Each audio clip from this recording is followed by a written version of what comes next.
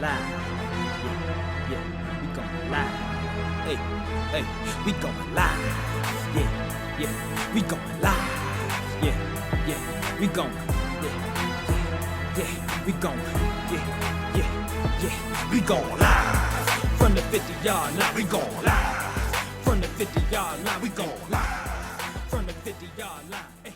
All right, so as native AT aliens, how did y'all feel about seeing the Braves? For those of you all who are only I couldn't wait for this listening, part of the segment. for those of you who are only listening to the podcast, you do not see that Cord is putting up his Braves hat, and he already got the World Series merch on. The Braves are world champions. They won the World Series. Yep. How did you guys feel about the journey of getting here? Because, well, I could tell that Cord is a Braves fan. J'Mia, are you a Braves fan? I'm a sports fan, and I'm from Atlanta. So, not like a die. I won't say I followed them the whole season. I didn't. Right. But, yeah, like I'm a fan. Yeah. I'm not going to say I followed the whole season, but one thing I can say, keep chopping. Yeah. You know what's funny? So I took me, Ronnie, and Jack went to the game somewhere in like June or July. And we went to the game where the Nationals played the Braves. And the Nationals won. And I'm from DC, so DC is nothing for me. All things DC. Mm-hmm. So I was trying to make Jack root for the Nationals. And he was on it for a little bit, but then he's like, like I was born in Atlanta. Backwards. So Jack has been converted to a Braves fan now. Oh, yay. I won't say sad to say because he is an AT alien. But yeah, so it was interesting. I was watching the game. I was nervous. I didn't want the Houston Astros to even win the game, let alone win the World Series. Right. Cheaters get redemption? The Cheaters get a second go? I mean, they do at some point, I suppose, but not right now. Some years down the line, everything needs to filter out of that organization for me to feel right about them even being close to winning the World Series. Mm. Yeah, I was salty when I saw they was in the playoffs. I was like, we not gonna cancel their season? Like, nah. It's nostalgic for me because I just remember in 95. 95, yeah. Yeah, and how good it was for the city. Mm-hmm. I was 9 at the time. I remember yeah, like but yeah, I think it's great for the city. Yeah. There has been a little bit of a misconception, like, oh, they broke the curse. Technically, the United broke the curse. Yeah. Exactly. Yeah. The United did come through. Yes, and what was it, 18 or 19? 18. Whatever season it was. Yeah. In that 18-19 season. But the story behind it, like the trades that were made, the things that happened with the injuries and all that kind of stuff, I think that made for a dope story, and for them to be with a under 500 team, to make it and to have that type of story, I think it just makes for a story of what it really takes to be a champion. You know what I'm saying? Like, everybody thinks that it's this cookie cutter blueprint of winning a lot of games and doing this and doing that, but it's really about winning at the right time. You got to strike at the right time. That's all you need. Yeah. Strike at the right time. You know what I'm saying? And that could change and alter your whole season. Right. Yeah, I think it speaks to like how Cord was saying, just the resiliency. I was going through Instagram, just kind of like looking at different things, and like it was like next man up, like literally. They just kept chopping, and because it was something like, who would have thought this team, would win this year with all that they've been through. So from what I've seen, like just the heart of a champion, like keep going, keep pushing, no matter what, like. If you guys are together and at the right time and y'all on one accord, I mean, take advantage of those moments and just to see like the elation. Like I always look to see like everybody's reaction once you realize like you won, you know, like those images of just the excitement, the jumping up and down, like it's amazing when anybody wins, but to be from Atlanta and to see this is really exciting. Yeah. I had to adopt the Braves, you know what I'm saying, for the postseason because I grew up a Yankees fan. Because when I played Little League Baseball, you know how every team is named after a major league team. So I played for the Yankees up in DC. And so we didn't get the Nationals until 2005. Right. And so since it's DC and nothing for me, I had to kind of, you know, move into being a Nationals fan, even though I still got my love for the Yankees. But since moving to Atlanta, like whenever the Braves are not playing the Nationals, I'm rooting for the Braves. And so it was good to see them win it, especially like with the like you said, nobody kind of expected it this year. This year.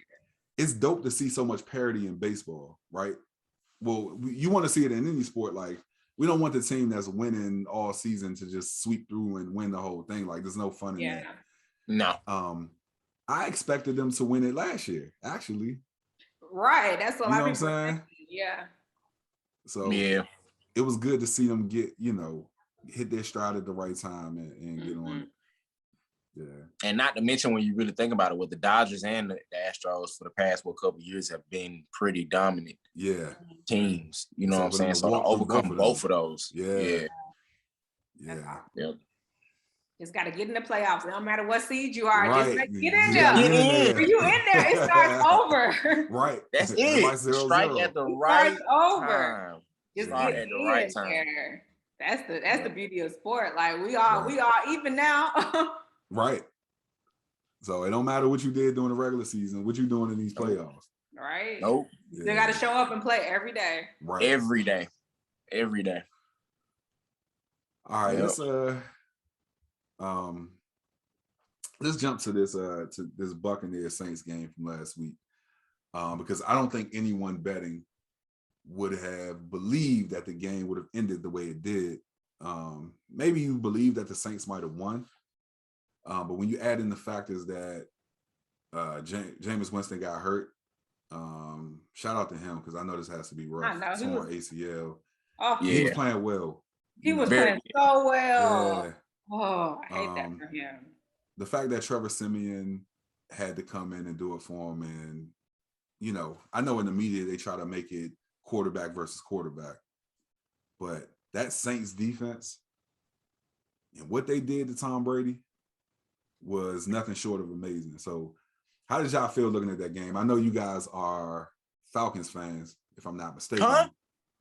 No, not really. Don't do that. Oh, okay, I'm sorry. No. Well, when y'all said like, y'all was like, well, especially you, J'Mia, because you were like, you know, I'm from Atlanta, so I am from Atlanta, but that's the strong statement right there. Y'all not Falcons fans? No, not really. Okay. I'm not. I'm. Yeah, it's a conflict of interest. For me. Okay. Oh, you know what? I get it. I'm sorry. I'm tripping. I never put on a Falcons uniform. Okay. But shout out to Chris Williamson, who I have worked with, who is playing for them right now, and I'm a fan for the sake of him. For him, okay. Yes, 100%. Yeah. Like, hold up now. Don't blame. I mean, I'm gonna watch them. I'm gonna support them. Fans. They gotta earn that back. so y'all wasn't even necessarily rooting against the Saints. So just as fans of football, because I know that both of you are, how did it feel looking like seeing Tom Brady like throw? I think he threw 2 interceptions and he fumbled the ball once. How did it feel to see him turn the ball over like that? Go ahead, Cord. I'll let you take it. Oh, my bad. No, go. Every quarterback has his day. This is true. And you just, as a defensive back, hoping it's against you. You just hoping it's against you. But no, I think if I recall, I was trying to pull it up on my computer, what happened last year. Oh yeah, that first game. Saints versus yeah. Mm-hmm. What was the outcome of that game? Saints won, and Tom Brady turned the ball over 3 times. Exactly. So Yeah. typically in sports, I don't know if we pay attention to patterns, but sometimes there's a particular team that just has your number. Oh yeah. I don't know what it is about that, but even in my time playing, it was like it was a certain quarterback that I played against. I just get interceptions against him, and it just was it. You know, it's that thing. But sometimes a team or a coach has your number, and they don't matter who it is. It could be the backup. It could be the third string. Right. You know what? We saw that with the Colts and the Titans because nobody expected that game to be so tight. Like it went in overtime. No. But the Colts just usually, for whatever reason, play the Titans very tough, no matter how good either team is. Yep. Go ahead, J'Mia. I'm sorry. No, it's good. No, that's pretty much what I was gonna say. I mean, I think like it's the NFL at the end of the day. You know what I'm saying? Like they all belong in the league, and you know, you just got to show up and play. And I think, you know, when you got defensive back or just any team that when you're preparing for your opponent, they're just that, right? It's not like, oh, we're playing Tom Brady, we expect to. No, like they went in there expecting to win. You know what I'm saying? They went in there saying that they're going to compete and not just bow down to the greatness of Brady. You know what I'm saying? So that just speaks to the caliber of player, like in the league, like any given Sunday, like just you got to show up. And like Cor said, like everybody got their day. Like everybody had their day. Not to mention, you're playing the defending world champs. Yeah. You're going to get every team's best shot every single week. Every single week. Because they was playing for y'all since last season. Right. Exactly. When you won, that game is circled on, hey, we playing Super Bowl, you know, and it's Tom Brady. People try to, you know, people want to like knock him off. Yeah. They want to knock him off. Yeah. Yep. Nah, that's real. You know, we know that Brady isn't going to play like that all of the rest of the year. Correct. He probably have a great game this weekend. Yeah. And everybody's going to forget about this. Right. Everyone will forget.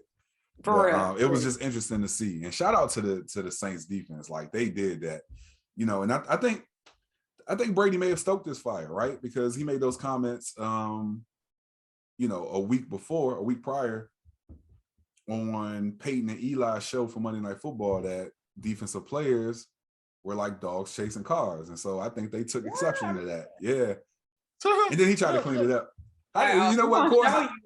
As a defensive player, as a fellow defensive player, how'd you feel about those comments from Tom Brady? Well, you know, I played both ways, so I get it. But as a defensive heart, offensive players, y'all know where y'all going. We're reacting. Right. We're reacting to what you're doing, and the game is in an offensive space right now because everybody wants to. They don't. If there are no points scored, they consider that not to be an entertaining game. Right. But everything is favored towards offense anyway. Right. So you know. Yeah. I get it, but it's not. Yeah, it's like this is an offensive game. They want points. Right. Yeah. So it's gonna be favored towards you anyway. Right. Mm-hmm. As a defensive player who studied film and like actually took notes and actually like looked at tendencies, you know, and who like actively try to dispel the myth of the dumb jock, I took exception to it. Like I consciously tried to dispel that myth. And so when I heard it, you know what I'm saying? I was like, wait, what are you trying to say? But then I was like, that's Tom Brady, you know what I'm saying? Like, all right. But I was like, somebody gonna take a shot at him. Oh yeah. And so, you know, nobody actually like took a shot at him, like hit him, but they definitely keyed in on what he was doing. And so, you know, that statement that he made didn't hold up last week. And these coaches got interesting tactics that they use they'll put quotes up and all kind of stuff. Yeah. Which is very entertaining and funny. Yeah. All right, so we gonna move on to some sad news. You know, I always hate to hear stories like this in any form, but the details came out about Henry Ruggs, who is the former receiver from the Las Vegas Raiders. He was involved in an accident in Vegas, and it looked like he was under the influence. He was driving, I think they said 156 miles per hour, when he ran into a lady and her car crashed and burst into flames. I think this is a very important topic from the standpoint of, athletes, professional athletes, particularly, but all athletes, especially from college on up, because I don't think I expect high school players to be drinking alcohol, but I know that it happens. This is an important topic because this shouldn't be happening in 2021, right? With all of the things that are available to you, especially with professional athletes, like, being able to hire a car service or being able to take Uber or Lyft or some type of, ride sharing avenue. We shouldn't see things like this anymore. And it saddens me that we're continuing to see them. How'd you guys feel about hearing this news and this story? My heart broke. I was at work when I first saw the alert, and I opened it up and I read, and I was like, wait, what? Like, it was like, I was really bothered. My coworker was like, you're really bothered by that. And to your point, like, that's part of why I was. But first, prayers out to the young lady's family, like, that's tragic. Yeah. Like, it's tragic. This was avoidable.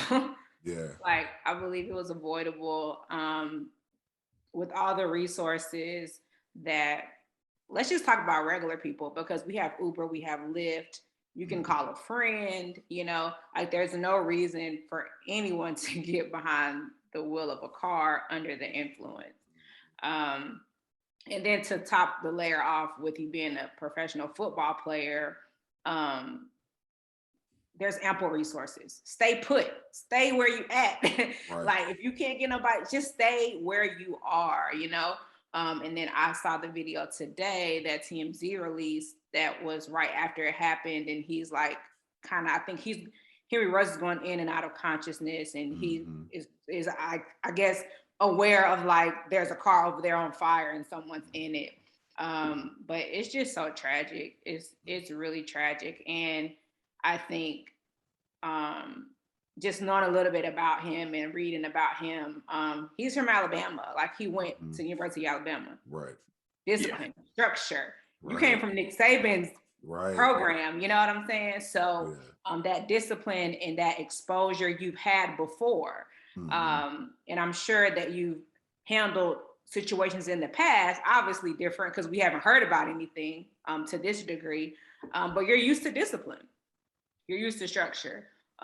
So it just hurts. Like, it's a problem. Like, it's and now his life is going to be impacted, and the people that were counting and depending on him are now impacted. So it's a rollover. It's not just, it's just me, I could deal with it, I'll handle it. No, we have a life that's lost. Yeah. And then we have other people who will feel the residual effects of this. And the release came at no shock, like, it was like within 24 hours he was out of there. Right. And now you don't even have that support, you know what I'm saying? So, like, everything just, and that's like, you lose. The NFL is not for long. They will get you out of there. Right. And get somebody right up in there. Yeah, they're going to love you. Yeah, you're going to have people that's still going to support you. But that team will cut you. In the midst of all this going on. Oh, he got to go. Like, that's cutthroat, but that's what it is. It's a lot. It was, And then seeing the details today, it was like, wow. Like, and it was like, 3-something in the morning. Just stay. Nobody should be driving at that time. Yeah. Nobody. Like, nothing good's gonna happen in 320 Right. avoided. So I don't know. Yeah, it's pretty tough. It's pretty tough. The rate of speed, 156 miles an hour. It's very tough, and I feel for him because he's 22. It's very young. That's still, as much as people think that's adulthood, you still, you're still developing, like you say, from Alabama, certain things that you're exposed to. It's even more so why New Breed is doing the work that we're doing, right? I actually had a teammate who experienced this, Leonard Little. And they actually, my rookie year, Leonard spoke to us about the situation. His situation was, I don't think it was a high rate of speed or anything. I can't really remember in detail, but I think his situation was he was able to leave. He was able to leave to come to practice, but then he would have to report back in. I think soon as stuff was over with and done, and I think he ended up having to do like 30 days of that or something like that, or something. But we're just in a different day and age now where, it's tough on the organization. That's tough on that organization. They just lost a coach. They've been through a lot. It's you're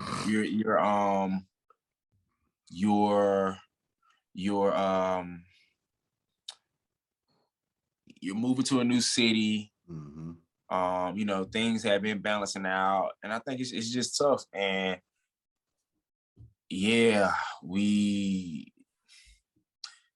I really, because like you say, I seen someone take a picture, and they had a picture of him and his teammates celebrating, and the quote up under was like, "Your life can change in the blink of an eye." And it was like literally the two of them celebrating, doing the same celebration back again. And like you said, it's literally a domino ripple effect, for her family, like you say, and for his too. And I Derek Carr put out a great message, and he said, as tough as it is, he said he's gonna be there for him. And I think that was great, on behalf of the teammate, because like you said, just to be cut, you're in this situation, and I know he feels like my world is falling apart.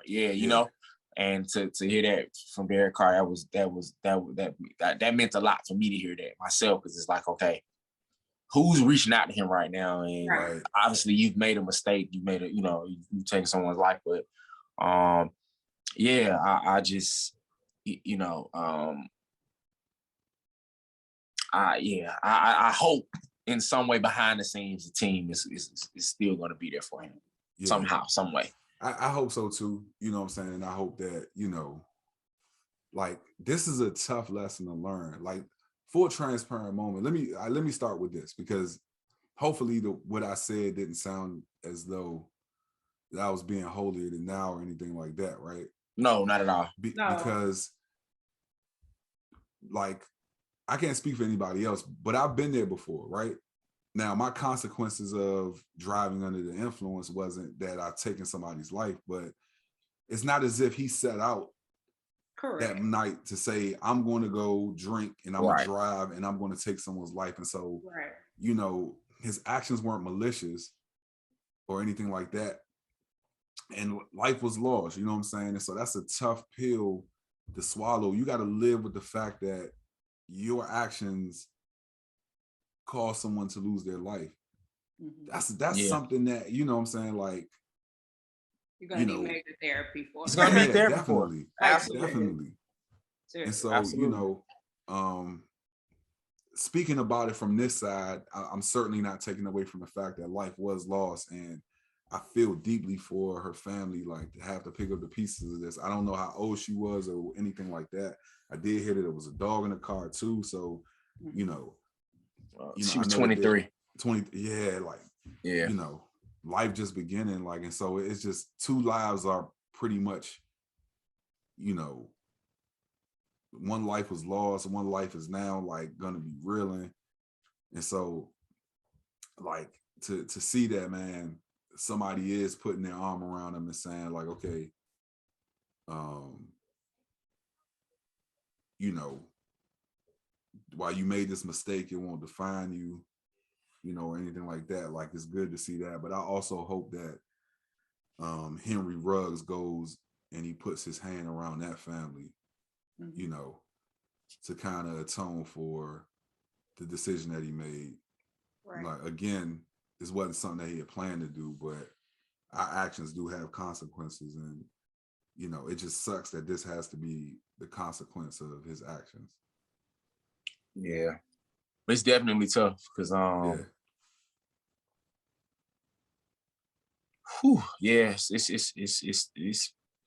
it's tough because